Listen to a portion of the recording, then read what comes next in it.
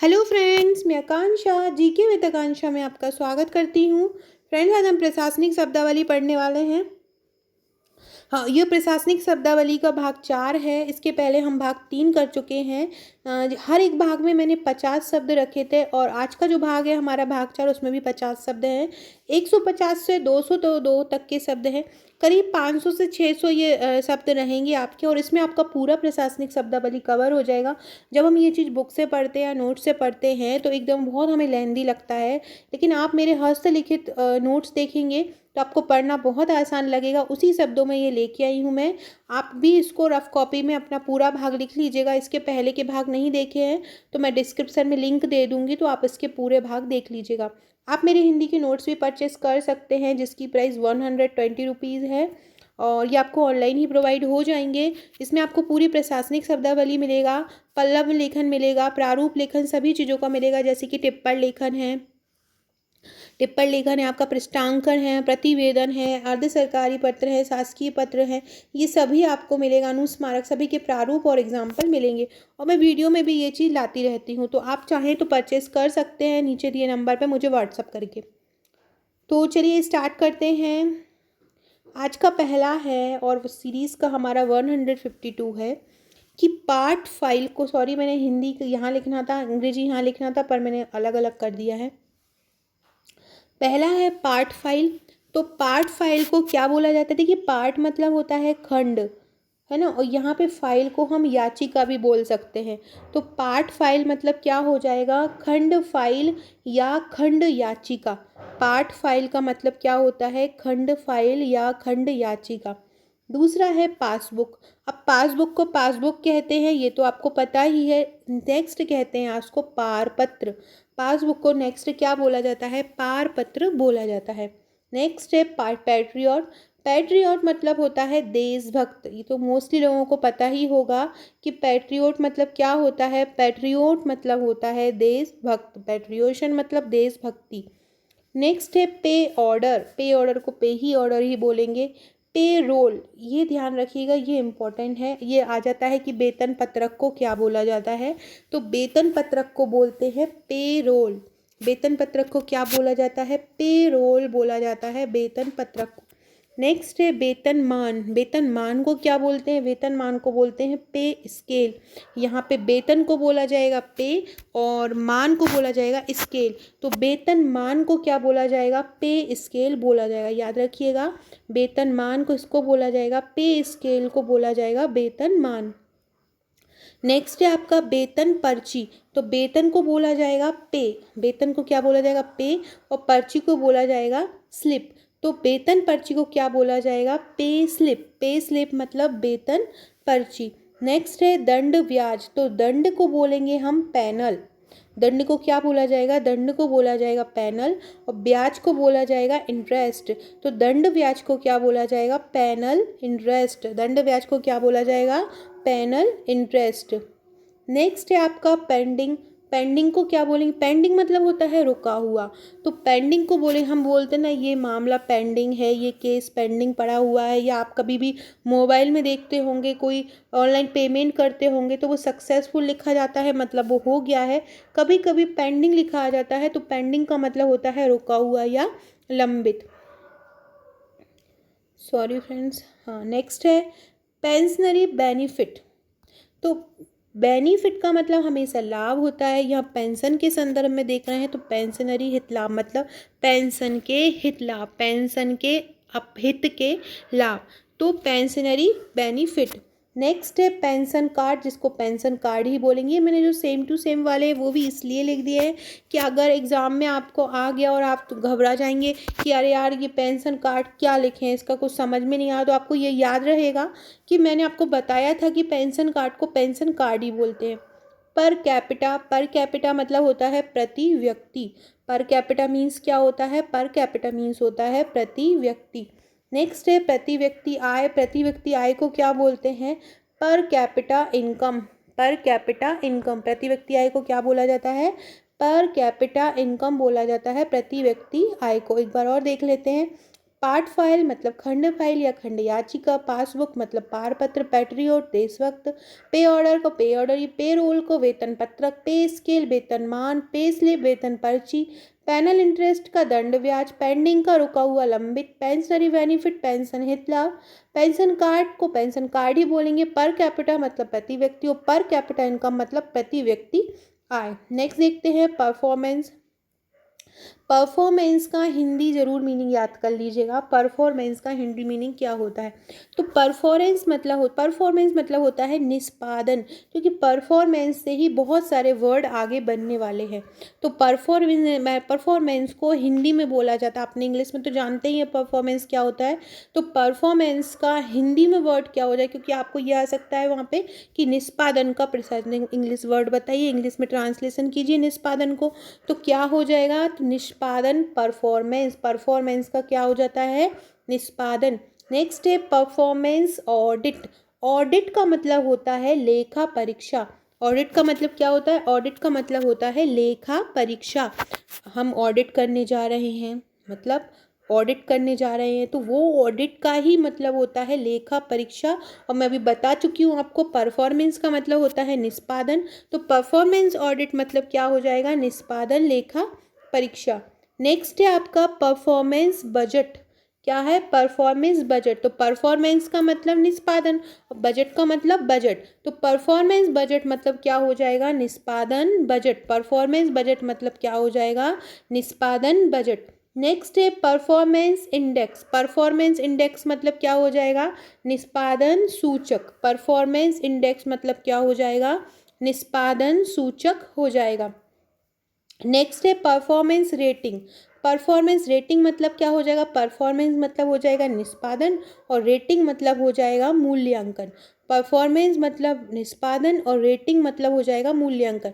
Performance मतलब निष्पादन, budget का बजट। परफॉर्मेंस मतलब निष्पादन, इंडेक्स का सूचक।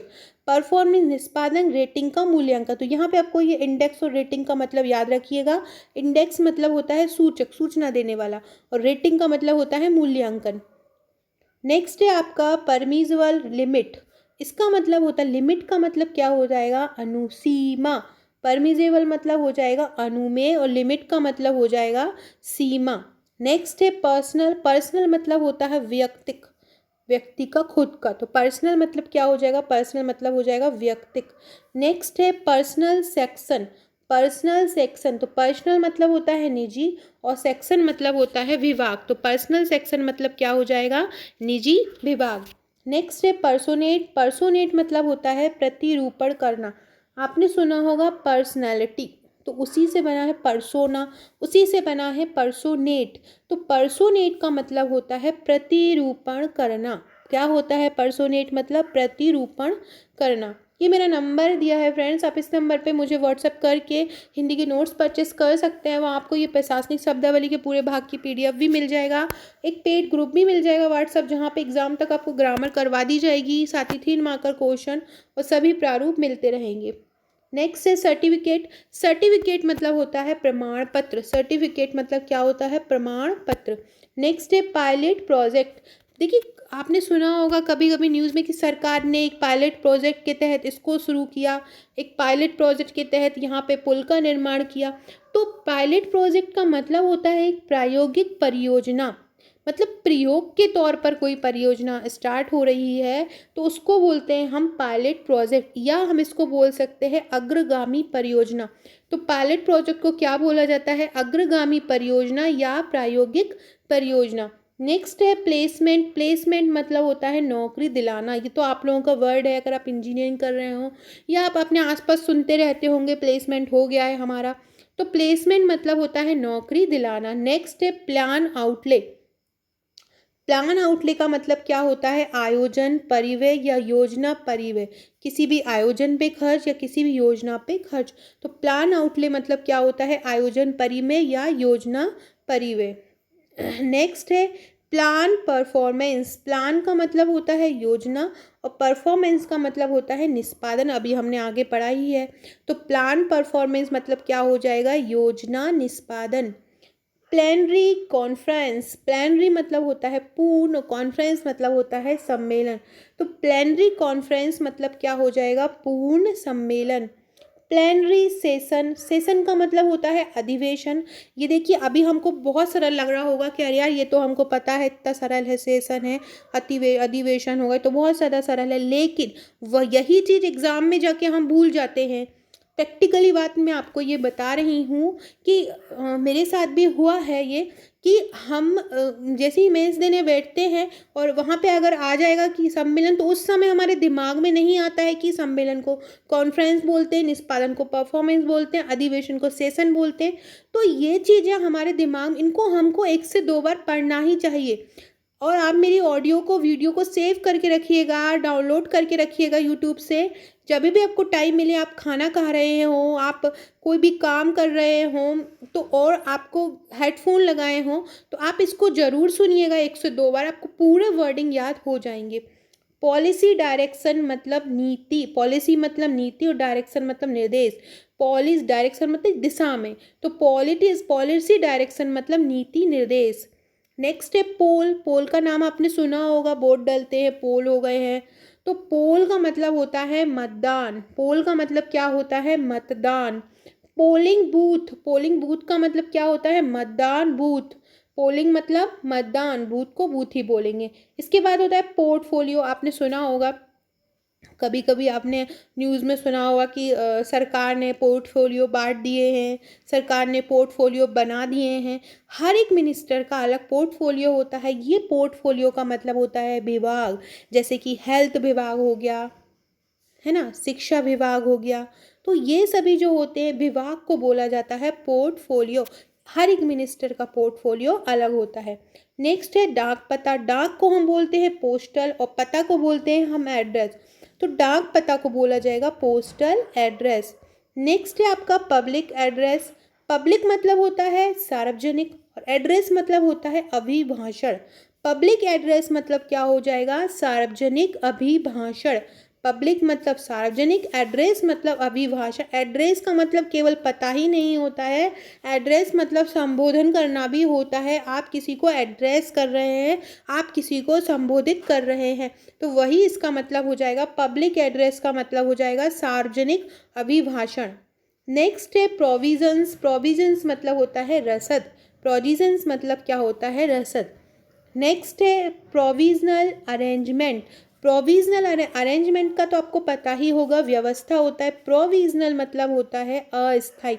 आपने कभी सुना होगा, कॉलेज में आप एडमिशन ले रहे होंगे या आप अपनी स्कूल में ले रहे होंगे या आप कहीं पे आपको जाना हो, कहीं पे आपको एडमिट होना हो, तो बोलता है कि आपका जो ये एडमिशन है ये प्रोविजनल बेसिस पे रहेगा।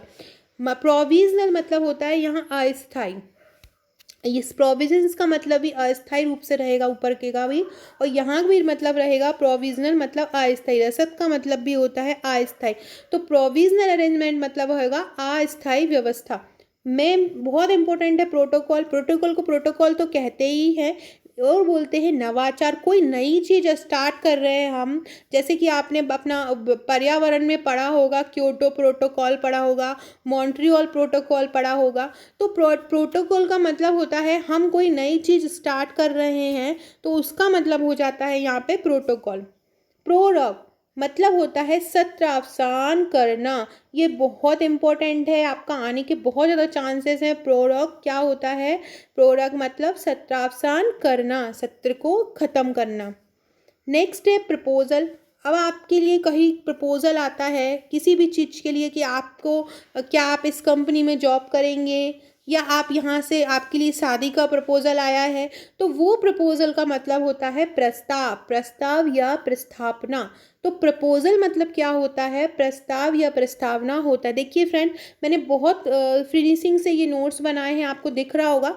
आप भी ऐसे ही अपनी कॉपी में लिख लीजिएगा इनको, क्योंकि आप बुक्स में भी अगर मीनिंग आपको मिल जाते हैं ये, तो बुक से आपको डायरेक्ट पढ़ने में बहुत ज़्यादा प्रॉब्लम होगी, एकदम से दिमाग पे भी नहीं ले पाता है हमारा माइंड। जितनी हमारी साफ़ सुथरी चीज़ होगी, हमारा दिमाग उसको ज़्यादा अच्छे से गेन करेगा और पढ़ने में भी हमको अच्छा लगेगा।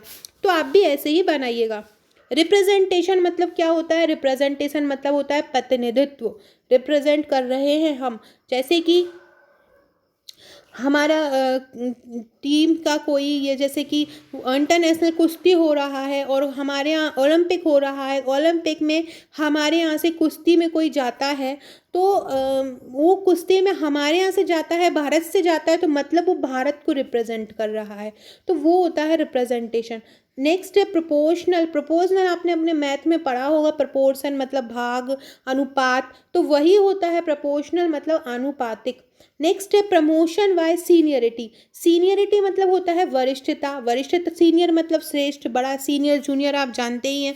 तो प्रमोशन बाय सीनियरिटी का मतलब होगा वरिष्ठता के आधार पर पदोन्नति।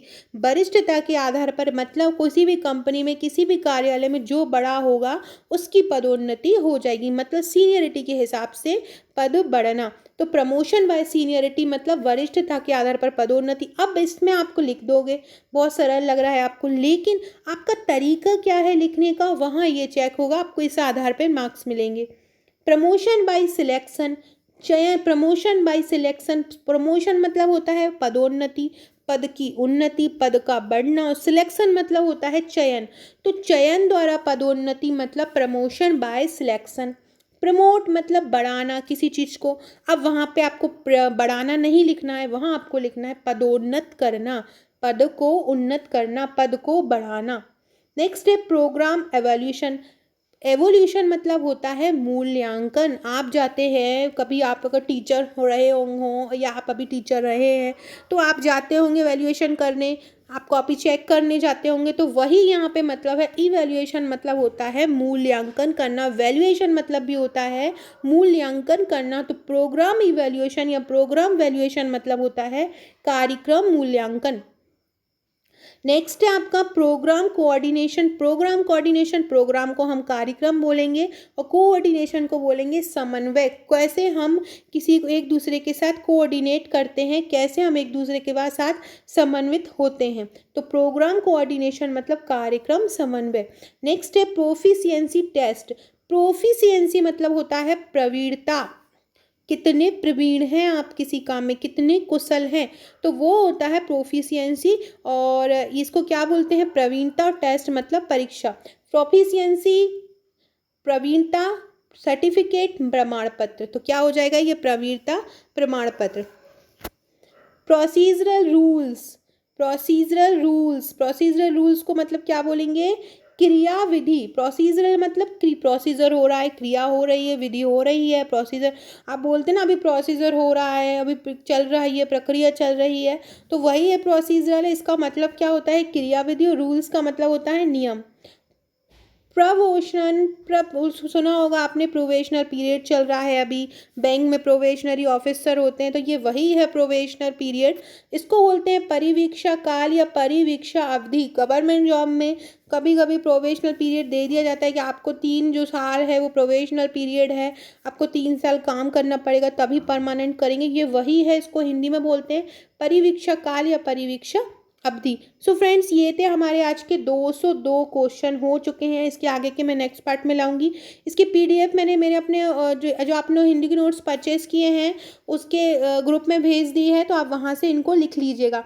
जिन्होंने भी मेरे नोट्स परचेज किए हैं उनके लिए मैंने रजिस्टर बनवाए हैं, बिल्कुल स्कूल जैसे पर्टिकुलर आप रजिस्टर बनाइए। जो मैं आपको क्वेश्चन भेज रही हूँ बाकायदा ग्रुप में, आपका जो पेड ग्रुप है जिस सब्जेक्ट का आपने नोट्स लिया है उसका, उसमें मैं जो पिक्चर सेंड कर रही हूँ उसको रेगुलर लोग कॉपी में लिखते जाइए। बहुत सारे लोग मुझसे कहते हैं हमारा तो पीडीएफ गुम गया, हमारा पिक्चर गुम गया, तो वो बिल्कुल मत करिए, अपने से कंटिन्यू करते जाइए, आपका एग्ज़ाम ज़रूर निकलेगा। जितना नोट्स है उतना आप रजिस्टर बनाइए।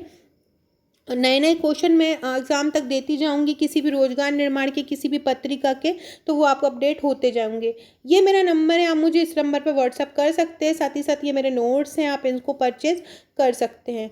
तो ओके फ्रेंड्स, वीडियो अच्छा लगा हो तो लाइक शेयर ज़रूर कीजिएगा और सब्सक्राइब कीजिएगा।